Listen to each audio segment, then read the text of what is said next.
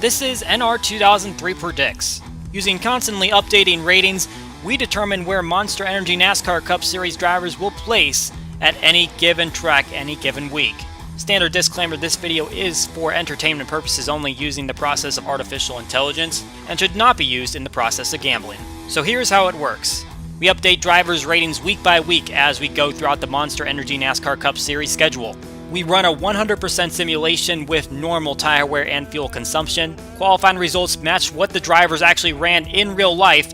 Because qualifying data can't be arranged at the same time as forcing cautions, stages will not be enforced throughout these races. And weather used reflects the real-time data based on the actual start time of the race. Logano and Almirola make up the front row in this racetrack just outside the Motor City, the green flag flying here at Michigan.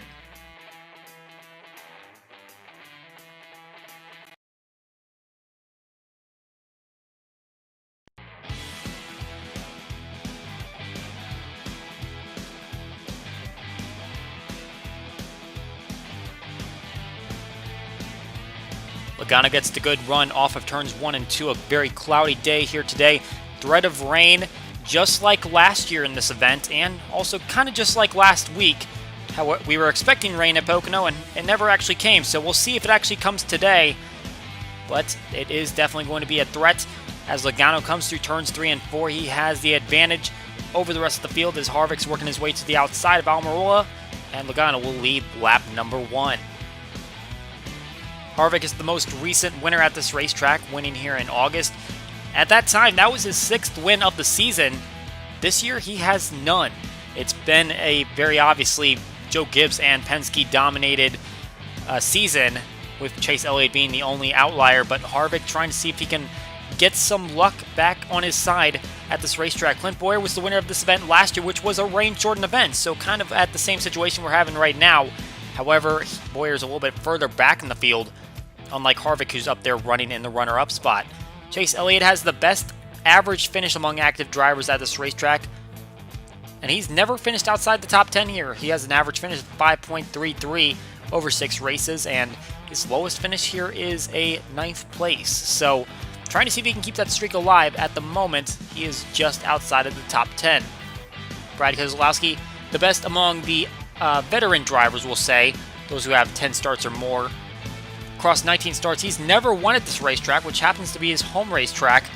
That's a bit disappointing for him, but he does have 10 top 10s here. Kyle Busch trying to work his way up the field as he did not have the greatest qualifying runs, qualified in the 15th spot. He has the most wins this season among all the drivers, 4 in total in these first 14 races. Now trying to see what he can do to make his way up to the front and try to make it 5. It's been a bit difficult trying to get around Joey Logano, who is pretty decent at this racetrack. 2 wins, 14 top 10s across 20 races. That's 70% of the time that he's up in the top 10. But right now he's leading the pack and giving Harvick a hard time getting around him. Clean Air is dominating right now. Kurt Busch making a bold move up the middle between Brad Keselowski and Paul Menard. Kurt Busch actually has 3 victories at this racetrack, tied with CGR teammate Kyle Larson for the most at this racetrack among active drivers, and he got all of those victories in a row, ranging from August 2016 to August 2017. So now Larson's going to try to see if he can pull himself up into that top 10, because he is just outside of it right now, while his teammate is up there in 3rd. Austin Dillon had a solid qualifying run, and he's keeping it in the top 10. Austin Dillon has not had the best of seasons going for him so far. He's outside the top 20 in points, which is a bit disappointing as he's been a playoff contender before. Obviously, his teammate Daniel Hemrick, a rookie, not expected to make the playoffs, but they're going to try to push into it anyway. Another driver that's having a solid run right now is Paul Menard. He is inside the top 10. He's 19th in the standings, and he's a pretty decent gap back to 16th spot, but if he can pull together some points in this run, he might be able to contend. Ryan Preece is also putting up a top 10 performance at the moment. He is in 10th position and battling with this pack right here, which would be for that top 10 position. But that's a great run for this rookie driver, and he's currently the best running rookie at the moment. Daniel Hemrick's kind of fallen back, and Matt Sift really nowhere to be seen. Ricky Stenhouse Jr., amazing run right now. He qualified pretty well, and now he's trying to fight for the 3rd spot with Denny Hamlin, Kyle Busch around him. Currently runs 20th in the standings. Looking off the back of Kurt Busch, there is Denny Hamlin, who's slotted into 3rd. 2 wins at this racetrack, however, did not have the greatest performances last season, getting a 12th place and an 8th place in the 2 Michigan races last season. Joey Logano will be the first one to come down pit lane, giving up that lead that he's been holding on to for the entirety of this first section. 3 other cars would come down: Paul Menard, Austin Dillon, as well as Denny Hamlin. But there's going to be a situation in turn 3. Contact between 2 rookie drivers, Daniel Hemrick and Matt Tifft. Going to send them spinning, and Chris Buescher, with that squeeze, is going to send him tumbling in the middle of turns 3 and 4. Luckily for him, the 37 car is going to land on all 4 tires. Michael McDowell going to come in there late and get some damage to himself. And that's actually going to take him, as well as the 37, out of the race. Here's another look at the contact between the 8 and the 36. A couple rookies looking for the same real estate, did not work out. 36 tags the wall. 8 gets some rear and left side damage. So the 34 and the 37 drop out. And that is a bad situation for the drivers that came down to pit lane. And there were only 4 of them that came under green flag. Ricky Stenhouse Jr. now the leader. But here's Joey Logano. He is now a lap down, trying to get it back. That was the worst case scenario for the driver that had been leading for this entire front part of the race. And another problem here, Ryan Newman, suddenly something goes wrong on his race car mechanically, and he is going to fall down to the apron, and that is going to take him out of the race. So as one Roush Fenway driver leads, another one drops out. Kevin Harvick's going to try to fight his way up to the front, going by a couple of those guys that were now a lap down. And he's going to try to push his way underneath the 17, but that middle groove is seemingly the preferred line. Can't quite pull off the move just yet. You can see Denny Hamlin trying to keep himself in front to get his lap back. Jimmy Johnson's fought his way up here, and that's a good run for him. He did not have great finishes here last season. 20th place in the June race, 28th in the August race. So he is really trying to fight his way into a top 10, and that's really been the story of his season, just trying to get some good performances. We see Daniel Suarez along with Clint Boyer. They're kind of a little bit further back. They've fallen out of that lead pack and trying to lead the second pack, but they're running a little bit better than they were at the beginning of this race. Obviously, we saw Boyer way back there. Here's Ryan Blaney. He's kind of been the weak link in the Penske camp, not the one without a win, and he's still pretty decent in points. He's 9th, but he's trying to find that victory up here in the top 10, seeing if he can get it done. Chase Elliott's found his way up to the runoff spot, but down there on the low line, not going to really work out for him, as we'll just see how many cars go right by him, as just can't find that grip in the lower line, and can't find it on the high outside either. But right now, Kyle Busch making it work. He's going to push right by the 17, and now the 18 is going to inherit the lead. But don't look too fast, because here comes Chase Elliott on the outside line just a few seconds later, and he is going to get himself around the 18 just before the start-finish line and take the lead for the first time. William Byron, his teammate, running at the tail end of this group, which I believe has caught up to the main pack. He's within the top 16 in points, trying to see what he can do to keep himself within the playoffs. Just needs to keep it right about where he is, or at least try to gain some spots. Here's one of the guys he's fighting in points, who happens to be a Michigan guy himself, Eric Jones. He is 15th in the standings, just below Byron. Did not earn a top 10 here last season. However, he is second in average finish among active drivers. Here is the first driver to go a lap down with a traditional overtake.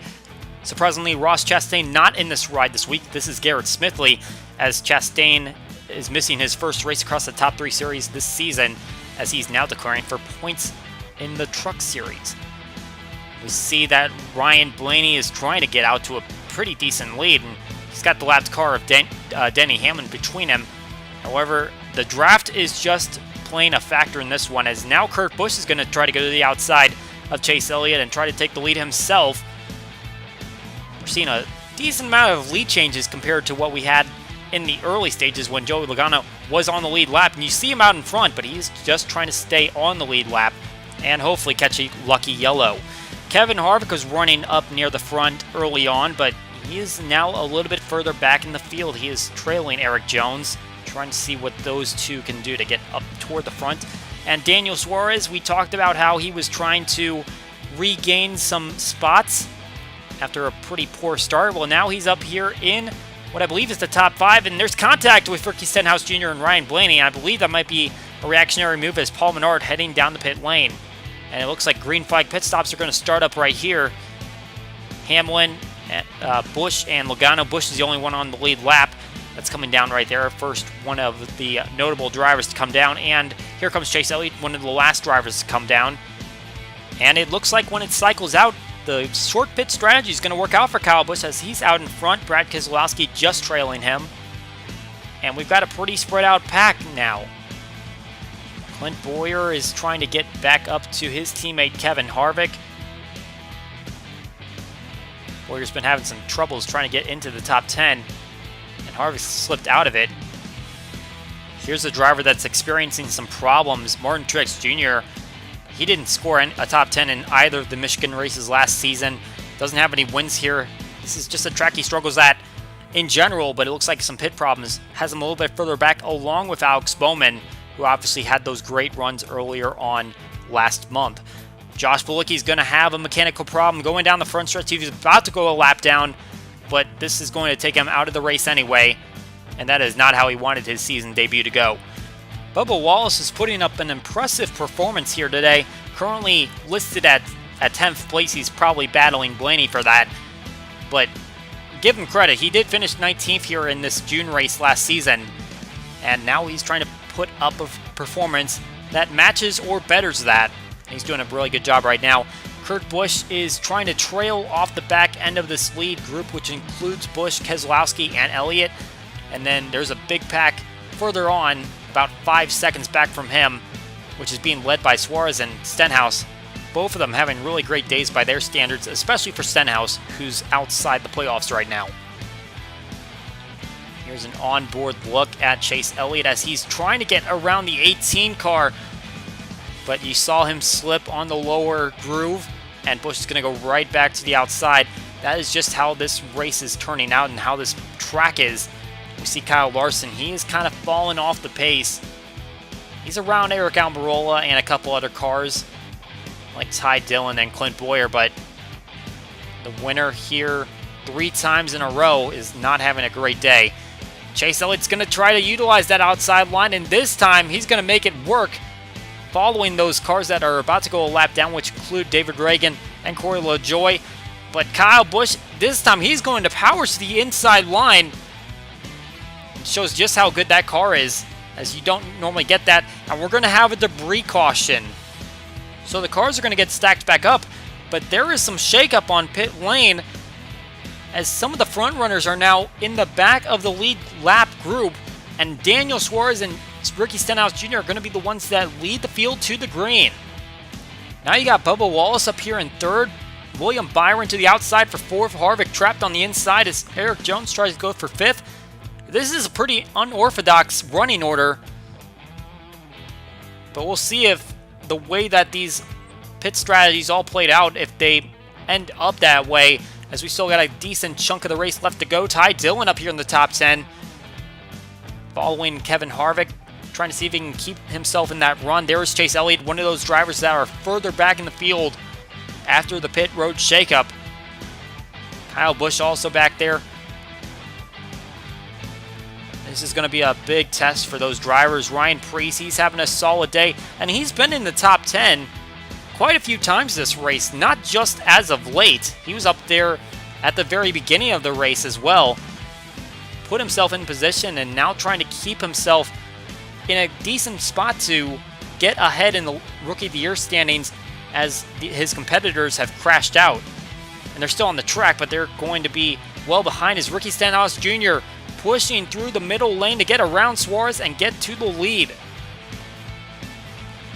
Under 60 laps to go. This could be a great break for Stenhouse Jr. He's got 3 SHR cars behind him, though, and we know that that team does not have a victory so far this season. Almirola to the inside. Harvick's pushing Stenhouse, and it looks like that move actually is going to help out the 17. as now 10's going to have to slot back in the line. Look at Ty Dillon. He's going for the inside line on Almirola, and he's trying to put up a great performance here today. Here's Harvick, and he is going to slide to the inside of Stenhouse this time, and now the 4 inherits the lead. So Harvick back where he expects himself to be. Ryan Preece going to try to take a look to the inside of him, and can't make it stick on that inside groove. Some cars are getting it, some cars aren't. And Daniel Suarez, he has fallen like a rock since losing the lead. We saw him getting passed by his teammates, but now he's fallen to the back of this pack. And the day that he was having, he can still salvage something, but it's not going to be a race-winning performance at this point. Eric Jones has found himself up in the top 5, and this is a great run for him considering the performances he put up here as of late. He hasn't gotten the top 5 finished here before. This could be his first. Chase Elliott going to contend down the front stretch to try to take the lead back from Kevin Harvick. Can he make the inside line stick? Eric Jones going to go straight to the outside of him, and that was a bad corner for Elliott as he's going to lose second spot. Hamlin's not for position, but Ryan Preece could take third. And there is a problem on Chase Elliott's car as he is now slow on the racetrack, and he's not going to hit pit road this time, but it's clear that he is not up to power. He might have a tire going down, and that is a bad break for Chase Elliott. He's going to have to limp it all the way around the racetrack to pit lane. Kyle Busch trying to fight his way back from that pit road shakeup. He is back inside the top 10, as now Kevin Harvick is going to come from the lead to take his pit service. This should be the last green flag stop of the day. Kyle Larson, Kyle Busch, they come in. They're going to be the last couple to come down, and Harvick's going to cycle back out with the lead after pit stops. Eric Jones in second, Ryan Preece in third, Brad Keselowski in fourth, and Kyle Larson in fifth. It's a great rebound for Larson considering the run he had. Kyle Busch was not able to make that long strategy work as he is back behind some of these other cars like Bubba Wallace and Ty Dillon trying to fight within the top 10.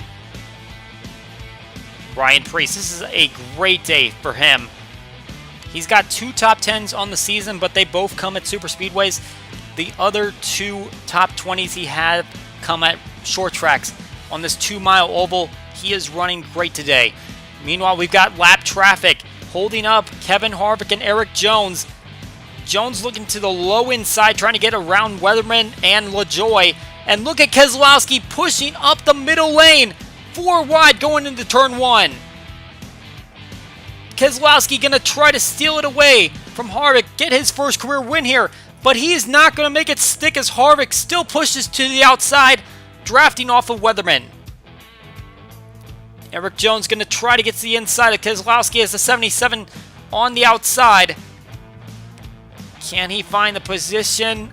I think he got it. Nope, he's still there. Keselowski's still on the outside. And there's a battle for second, but Harvick pulling away. 1 lap to go for Harvick. He won here last August. He won here in August of 2010. But he is still winless this season. SHR is winless this season. They've been trying to find that performance. They've been consistent, but they haven't been able to finish it off, as Joe Gibbs Racing and Penske have been dominating the season, and those 2 teams are just behind Harvick coming into this final corner. But this time it is the 4 car who is able to make the right moves at the right times, and he is going to find his way to victory lane today. Kevin Harvick coming through the triangle, going to take the checkered flag here at Michigan.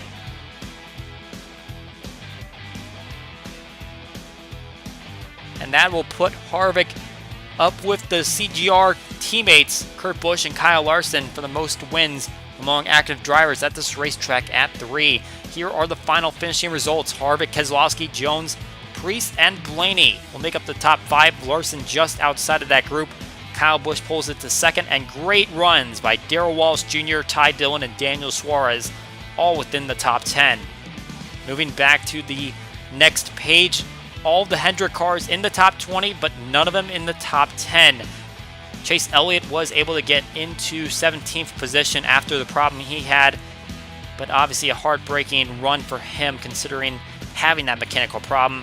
Ricky Stenhouse Jr. dropped all the way back to 19th. A pretty poor showing for what he had all day. Denny Hamlin, Joey Logano, Paul Menard, and Austin Dillon never able to get their laps back, and they will end up one lap down in the 20s. That is not the days that they wanted to have. Daniel Hemrick and Matt Tifft, they had their damaged race cars and pulled them around for as long as they could, and we had 4 dropouts on the day. Ryan Newman, Josh Bilicki with mechanical problems, Michael McDowell, and Chris Buescher with crash damage.